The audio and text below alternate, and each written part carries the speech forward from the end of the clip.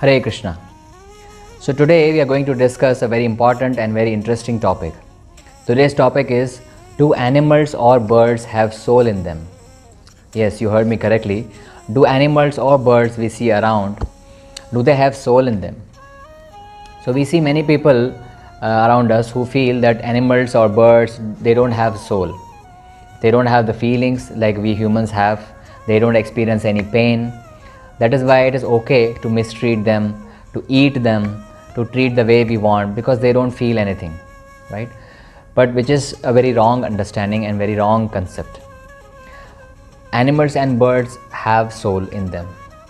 So let us understand, try to understand from different aspects how we can really understand that animals and birds have soul.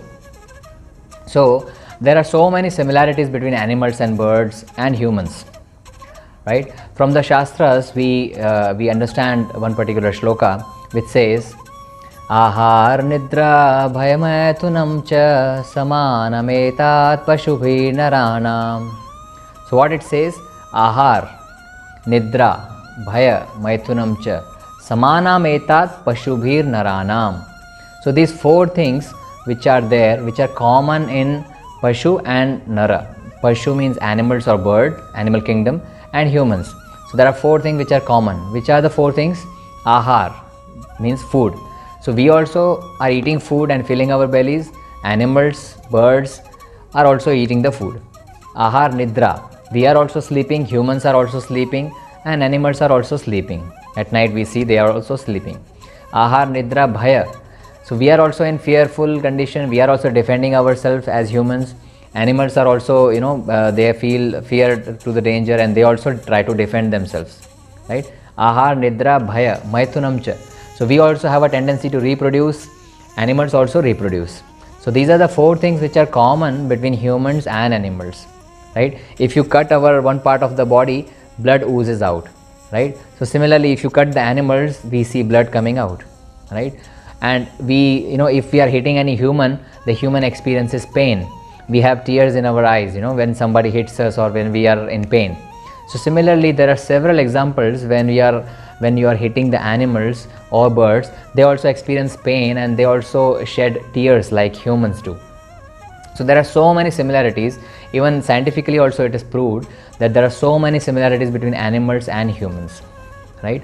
Now let us see that how you can experience whether the soul is there in the body or not, right? If you see any dead body, right, there is no soul, right? If you hit a dead body or if you punch a dead body, so the dead body is not going to react, right? It is not having any pain or it's not having any feeling, so it will not react. So what does it conclude? What do we conclude? That the person has died and there is no soul in the body, right? Similarly, so how we can understand that what is the symptom of soul, right? What is the symptom? How we can understand whether the soul is there or not, right? For example, if we have a fever, right? So what is the symptom of the fever, right? The symptom of fever is temperature. When you are experiencing fever, your body temperature rises. So when you touch your body, you can come to know, okay, the temperature is higher than normal. That means you are having the fever, right? So similarly, temperature is the symptom of fever. So similarly, awareness or consciousness is the symptom of soul. Consciousness is the symptom of soul. So if any person or if any living entity is conscious, is aware of its surrounding, is reacting, is aware, is conscious, that means it is having the soul in it.